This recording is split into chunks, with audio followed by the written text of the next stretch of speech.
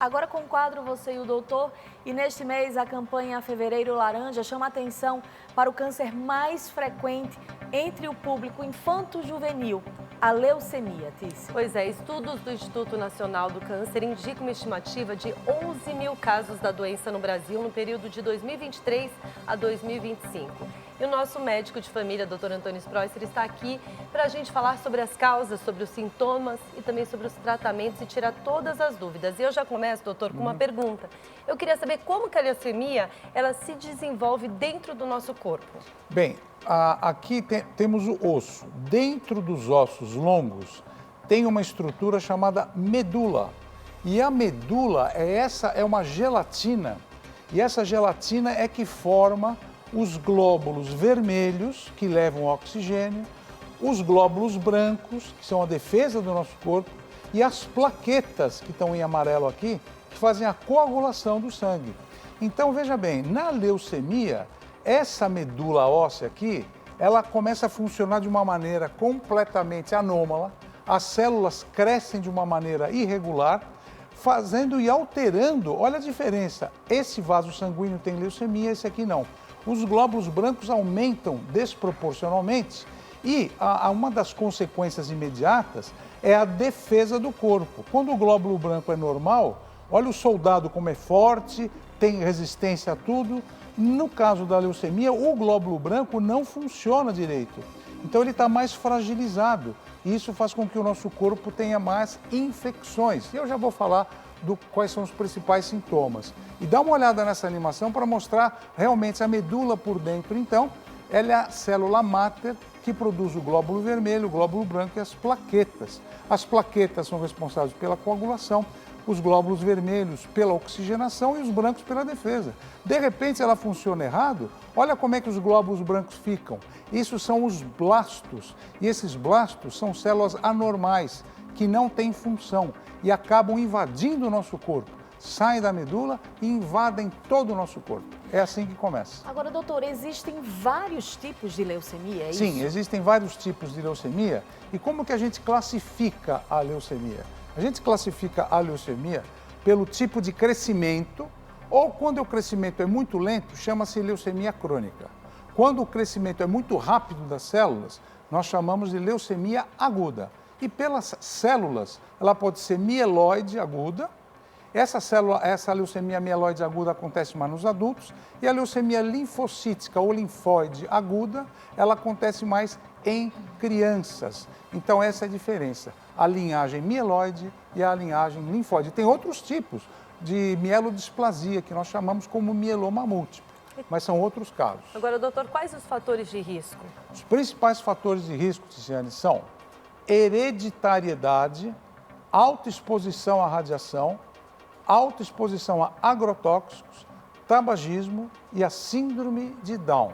Mas às vezes você não precisa ter nenhum desses fatores e você pode desenvolver a doença a qualquer idade e a qualquer momento também. Doutor, a leucemia, muitas vezes pode ser dita como uma doença silenciosa. Sim. Mas tem algum sintoma que a pessoa possa olhar com mais cuidado no corpo? Tem, algum sim. sinal que desperte para o diagnóstico? Boa pergunta, Renata. E geralmente os principais sintomas são fraqueza, que a pessoa está anêmica, sangramentos e manchas roxas no corpo, como a Beatriz falou, a nossa entrevistada, porque não tem plaqueta no sangue.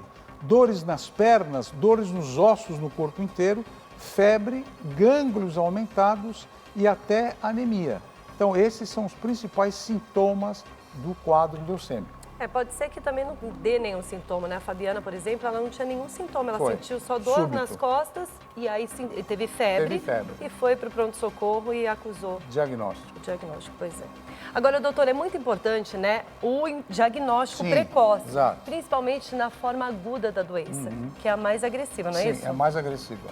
Então, para a gente fazer o diagnóstico, é assim, o clínico ou hematologista, que é o médico que trata, é assim, vai no consultório pelo exame clínico. Muitas vezes a gente vai palpar o fígado e o baço. O fígado e o baço estão muito aumentados, porque são órgãos hematopoéticos também. São órgãos que produzem sangue, glóbulo branco, etc. Também as manchas pelo corpo, quando a gente examina, vê os hematomas, petequias, sangramento nas gengivas, na boca, então a gente já fica preocupado.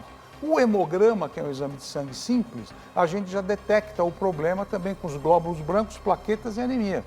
E o exame mais fidedigno que dá diagnóstico é esse aqui, que eu vou mostrar para vocês, que é o mielograma. Na crista ilíaca ou no externo, aí a crista ilíaca, dentro da crista ilíaca, a gente está vendo, tem a medula, que é uma gelatina. Como é que a gente faz? A gente anestesia, coloca uma seringa com uma agulha, perfura, entra outra seringa, aspira esse material, tira essa gelatina lá de dentro e manda para o laboratório. E os hematologistas nos ajudam a dar diagnóstico, que tipo de leucemia, é aguda, é crônica, para entender bem e fazer o tratamento adequado. Doutor, por falar em tratamento, o tratamento é diferente para cada tipo de leucemia? Sim, cada leucemia tem um tratamento, cada idade tem. Sempre nós começamos com a radioterapia ou a quimioterapia. Além disso, nós podemos optar também pela imunoterapia com anticorpos monoclonais. Mais modernamente, nós temos também tratamento com células-alvo. E mais recentemente, nos Estados Unidos e Europa, nós temos feito tratamento com engenharia genética, pegando células, glóbulos brancos, modificando esses glóbulos e injetando no paciente para terminar com essas células irregulares. E além disso, precisamos controlar muito as complicações que são de origem infecciosa. Se nenhum desses tratamentos for eficiente, nós podemos optar pelo transplante de medula óssea. E como é feito o transplante? Melhor compatibilidade possível, geralmente com familiares próximos. Então, nós vamos tirar a medula do doador, que é um familiar próximo, nós tiramos essa geleia lá de dentro que eu falei. Esse paciente que tem a leucemia, ele vai fazer uma quimioterapia ou rádio para acabar e eliminar todas as células da medula. E aí ela recebe um sangue como se fosse uma transfusão, que é a medula, recebe pela veia. Depois de 2 a 4 semanas, essas células novas entraram na medula de quem tem o problema e a gente fala, pegou o transplante, ou seja, a medula começa a produzir células do doador e a pessoa tem um novo horizonte pela frente. Aí está curada já. Está curada. Que bom. Agora, como você acabou de mostrar e a nossa personagem do VT exemplificou bem, a doação de medula óssea é a peça-chave para o tratamento de muitos casos de leucemia, né? No Brasil existe um banco de doação de medulas, o Redome. Mas ainda há muitas dúvidas quando o assunto é doação de medula óssea. Existe algum risco para o doador, doutor? Então, existem muitos mitos quando a gente fala de transplantes de medula e doação. Então, está aqui o primeiro. A doação de medula óssea é prejudicial para o doador. O que vocês acham? É verdade? É mito? Mito. O que é isso? É mito, claro que é mito. Isso não é verdade. Quem vai doar uma medula, a gente dá uma anestesia no pós, isso é 90 minutos. Vai ter uma dorzinha no local e acabou. Outro problema, o doador pode doar medula óssea somente uma vez? É verdade ou é mentira? Não sei. É mito ou é verdade? É verdade, não? É verdade? O doador pode doar medula óssea mais de uma vez? Pode sim. Verdade, né? Só que quando eu faço a doação de medula, eu aguardo 6 meses para fazer a segunda doação.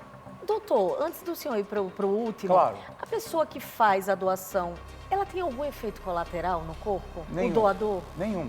Porque eu vou tirar, é como se eu tirasse seu sangue, para doar esse sangue para alguém.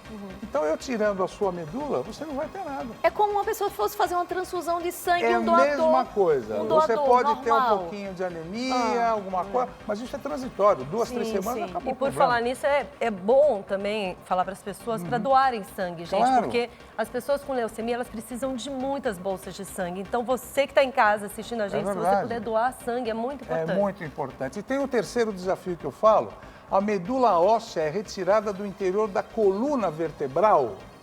Isso aqui é mito ou é verdade? É verdade. Não, a medula óssea ela é retirada da osso. A medula óssea, que é a geleia, ela é retirada do osso, do interior do osso. E não é da coluna, A medula doutor. espinhal é o nervo do cérebro que desce Sim. pelo canal vertebral. Então Olha, são que é duas uma medulas aula. diferentes. É isso, então é do Gente, osso. A medula, esta aqui, medula óssea, é a gelatina do transplante.